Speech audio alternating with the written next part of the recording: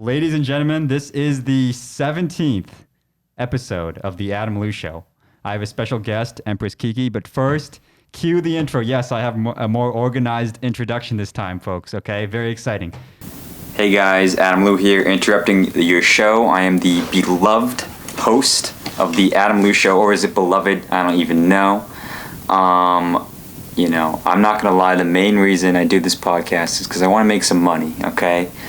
Everybody does, right? So if you want to support, think about Venmoing me at Adam-Lou or booking one of my services, photography, video, and website design, artists, visuals, whatever. And yeah, any amount helps, anything helps. And okay, now time to get back to the podcast. I have a great guest. And yeah, thank you.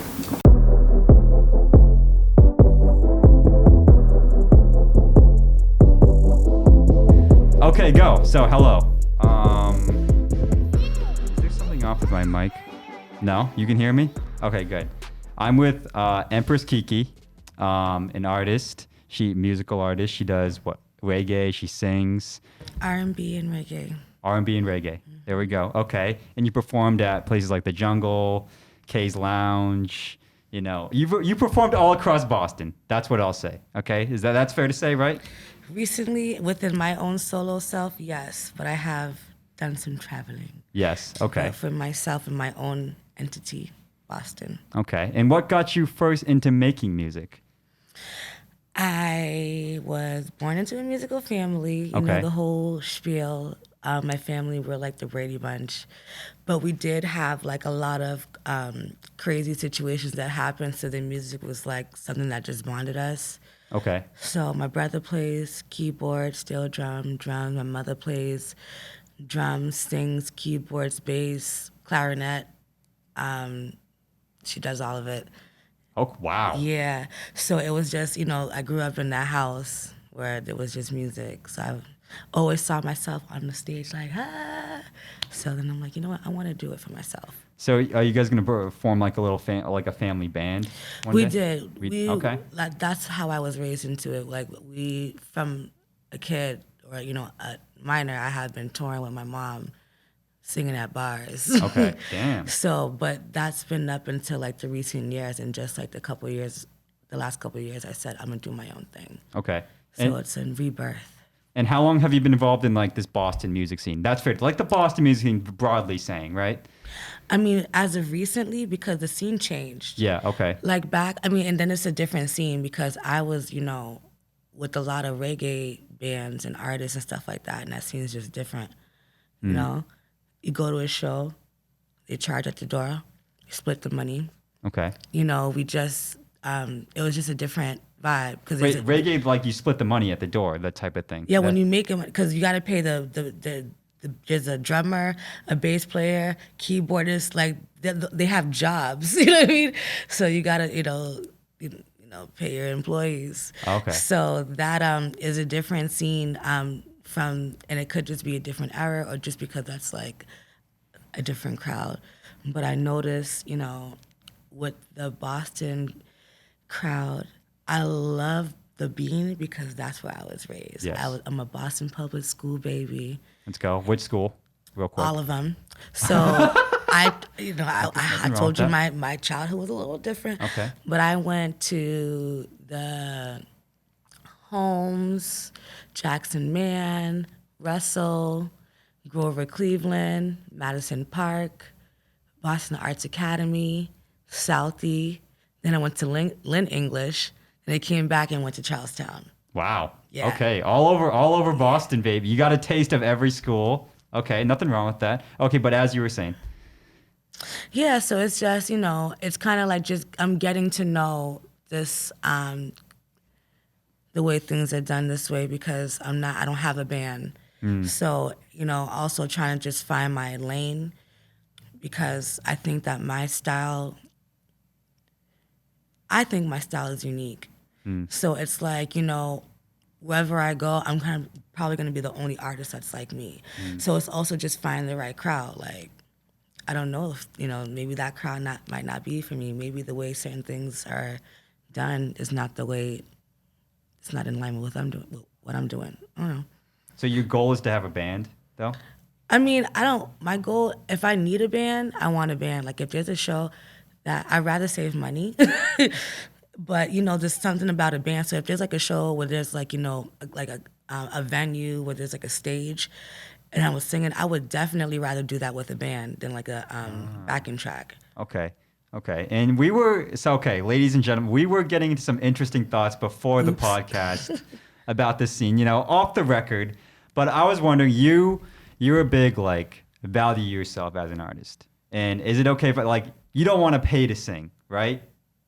Is that fair to say? You're against that idea of artists paying some promoter to go to that night and sing or open even for a big name? How are you investing your money? Mm-hmm. What is an investment to you? For me, I'd invest my money. I would pay for a music video, photo shoot, promotion. Visuals, yeah. Visuals. I would pay for promotion, but as far as that's where my priorities are. But I also know from growing up watching my mom, who is a music manager, who promotes, who does all of that, and just seeing how stuff is run. I'm not gonna do that. It's not something that I'm used to seeing. So for me, it's just like I struggle with that. Some people may look at it like, well, everybody gotta, everybody. And I'm like, well, I think that, maybe I don't know, because I've never seen that before. Yeah. I just started seeing it. But, if that's what you got to do. But for me, like, I came into this, like, I like to sing, but I want to make my money back. I want to be able to, when I make a song, I want you to buy it. I don't just say, I made a song. Like, no, go and stream it, buy it, download it, and then they do. Like, I don't have, you know what I mean? Like, make your money back. This is a business. Like, you're investing your money, you expect it back. Yeah, you got to, whatever you do, make your money back. Yeah, 100%. Now, and not like, so you're saying a lot of people say, you got to pay to play. Like, you got to pay your dues in this industry. You got to, like, do it for free for 3 years and invest all your money and blah, blah, blah. And then you'll finally get exposure after the 3 years and then do it. But you're saying, I'm not paying to sing. Like, my music's good. Give me the money now. And like, give me my money back that I've invested. Is that fair to say? Let me just hold on, because also, if I'm putting on an event, right? Okay. Or I'm involved with putting an event together, I will invest my money into that because I know I'm gonna make my money back. Okay. Because my goal is to make money. I love singing, but why wouldn't I want to make money off of doing something that I love? 100%. So if you are paying to go towards the production and putting things together, and then you're getting money back out of it, then whatever. But if you're just, just singing and then you got to pay to me, I wouldn't. It's not for me. Like, but I still go out, I support. Like, I'll go watch. I'll go buy tickets, watch shows, show love, because I don't have no issues, but, it ain't for me. Not for you. No, I think you got the right attitude for sure. I mean, I think like to really, and I haven't, neither of us have made it, quote unquote, as artists. Like, I mean, making it is like that's all like very subjective and blah, blah, blah. But I think like, instead of buying like a ticket, you can just go outside and get a basic something, $500. Yeah, I got you. Yeah, and then but that, I'm not knocking nobody. I'm just saying that's just me. Like, what? Yeah. This is part of the business. Yeah. Do you want to be the lender or the borrower? And I would say the way it's designed right now, if you're like a rich kid going into this, it favors you, right? Like 100%, because especially if like it helps, if it opens doors for you to do this free stuff or to pay to do stuff, like then $500 is nothing to you to open for millions and everything. Then that's nothing to you, right? If you can afford to, like the way it's designed, it helps the rich, the more wealthy people out, which is a bit unfair, I would say, right? But you know what I've seen though? I've seen that in certain situations, when people have certain things, they'll get a break. Okay. What do you mean? I've seen you know, someone working with somebody who didn't have it like that and they still got put on and just said, just give me what you got later. Okay. So I feel like if you're operating like that and say you had to spend like $25,000 to get the artist there and you're operating like, it's the intention behind it. Okay. So if you're just out here just like, everybody, I'm raw, I don't care what you got, but you don't have the heart to listen to like their situation, I feel like that's the difference. For the person who doesn't have nowhere to start and they're just like, listen, I just want to get on, and then you respect that hustle, like, oh snap, like he asked or he wanted. I see. You know what I mean? So it's like some people, the people who respect that, I respect that too. Okay, like so you're saying that there's some people that they just respect the hustle and they'll put you on and then they'll let you pay later and everything. Yeah, or they'll, people will. I feel like people will work. I don't know, like. Okay, I got you. And you were saying there was also some thoughts earlier. You were saying it's a oversaturation, this market a little bit. Going a little bit into your thoughts on that. I'm more concerned about that. Okay. This is where, you know what I mean? One thing that you have to do as far as valuing yourself, if you want to be people, if I give you me all the time, you're gonna get bored of me. You're gonna get tired of me. Like, there needs to be some separation. So if you're gonna be performing at the same place over and over and over again, you lose your value. You lose your value. You're not, it's oversaturated. Like, you got to break it up. You got to go travel here, there. And even if you don't do a couple of gigs, you don't do a gig for a couple of weeks, so be it. Take a break, let people miss you for a little bit. Like, I think also, too, that goes for, like, when you're putting out music and you're rushing to put it out because you want content, but then you put out a bunch of mediocre music because you need to put stuff out there. And it's like, for me, some people will be like, you need to hurry up. And I'm like, I only want to put something out if it's a banger. Like, if you look at Beyonce, Rihanna, they haven't done nothing for a couple of years. But I bet you if they drop something right now, it's going to be a banger and people are going to fuck with it. It doesn't matter the time in between. If you got the sauce, you got the sauce. What you rushing to the stew for? You got the sauce. Look at Nicki. She was, step back, but as soon as she dropped her thing, because she is talented and valuable, she can do that. You know what I mean? So it's like you gotta like really think about, make your moves smart. Like, don't just be up and anywhere doing anything all the time, over and over, same people you bumping over with. Like, nah, go meet some people. Go, go network. Go join some group of people that are in like UK and start, boosting your music out there. Like, think outside of like, the world is so big. Change it up a bit. Yeah, move Been doing around. that same gig every week. Yeah, move around. Like, check and see what's in like Connecticut. They got a music scene. Springfield got a music scene. You know what I mean? Just show up there. Support, network. That's not weird. People be like, oh, I've been seeing you around lately. Yeah, I'm networking. I wanna, and honestly, I never go anywhere that I'm not invited. Okay. Like, all the places that I've been seen at, someone asked me to come there. And it's not my fault that when I get there, I network. Of course, I'm a singer. Yeah. People do stuff. So network, get to know people, go to Connecticut, New York, New Jersey, hop on a train or a plane. You can like call a bar ahead in Florida and say, do you have any slots or do you have anywhere I can perform? Yeah, take a trip to Florida, take pictures. I'm in Florida. You know what I mean? Like, you gotta work it. You gotta, just get the picture. It's the visual. Let people see that you're traveling. Yeah. Let people see, like, increase your value, stuff like that. Yeah. It's all about valuing yourself as the artist and having that mentality. And I think that is very key for a lot of artists. And then waiting. I'd rather wait than to just do whatever. Me, like, I don't like to be rushed. Perfection takes time, and I'm a perfectionist. I may not be perfect, but when I hear a melody in my head, it has to be recorded perfect. It has to sound a certain way. It has to be catchy. It has to be, like,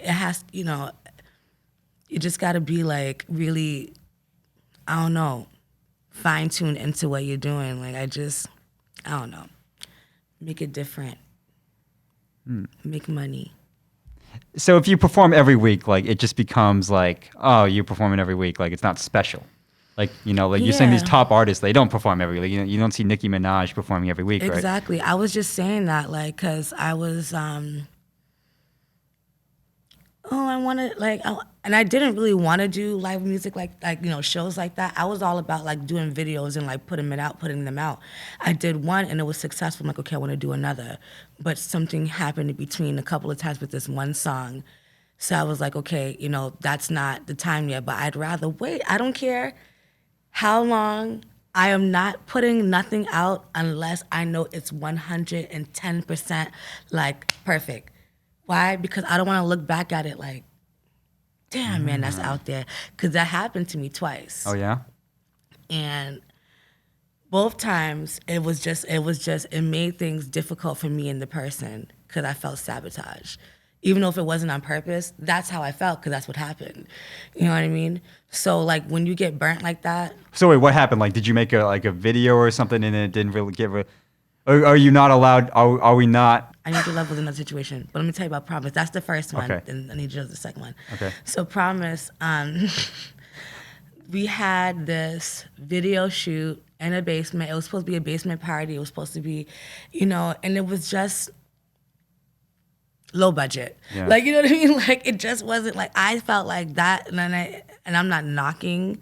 That music video is released, right? I've seen that on. No. That one I see because that's the shit that I do. If I don't like it, I'm not putting it out. Okay. That's why they don't like me. That's why I said see. I'm not going to jump in. You know what I mean? Because I know that I have no problem with saying I don't like it.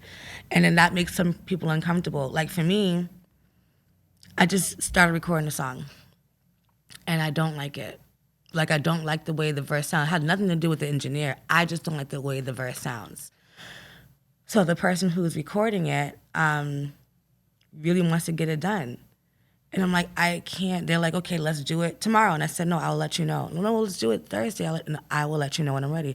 And after that, I was like, you know what? Never mind. Because you didn't like it. Yeah, because, and then too, like, it has to sit with my spirit. Right, like the vibe has to be right, and if the vibe is not right, if I'm not connecting to it, there's nothing you can do about it. You can't connect to it. So this video, it was my first video, but I had a vision in mind what I wanted, and I felt like it was kind of low budget, and which it was. Mm-hmm. But it didn't, it wasn't what I was going for. Not only that, I wasn't gonna be okay with it being like what it was, but he was mad at me about something. I can't remember what it was. But he kept like holding back giving me the video. And it was due on New Year's Day, like at midnight, going into New Year's. He didn't give it to me. So he shut his phone off, changed his number. Damn. Didn't want to give me the video. And knew he wasn't going to give me the video. And We might have to cut this part out. I'm just kidding. He knew he wasn't giving me the video. Because the thing about it is he had me come like, okay, come get the video. And I would go to his house. Yeah. And every time I would not leave with the video. It would be like me going to his house and I'm watching him edit. And I even recorded one time on my Snapchat. I'm like, let me just like do this for the record because I don't know what the fuck, So I had on my Snapchat and I was like, I'm supposed to be getting my video, nothing. Sitting there watching him twiddling his thumbs. Damn. So after that, I was like, okay, he's like, whatever. So I didn't get my video. So that was a humbling moment. Was it if you were given it, would you have released it? Like, was it, like, why his hesitation, Did he just not feel like that you would release it if you were given it? And okay, another question, like, how do you avoid that situation? Like, maybe like, get a contract before, like maybe think of like, yeah, maybe that might be a good idea in the future for artists, right? Yes. Yeah. I usually work with contracts. Like even I hired a stylist. She had a contract. They don't matter. They don't. Like by the time my little chump little $250, I done paid the stylist and she done breached it and was late and didn't do this and that.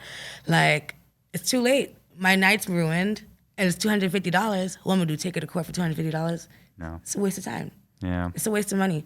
So I don't think it always matters, but with certain things I do. So like a music video for sure, because maybe you blow up, and I mean when you Yes. blow up and there's a lot of money, I'm sure problems arise, right? And then you want to be able to enforce it.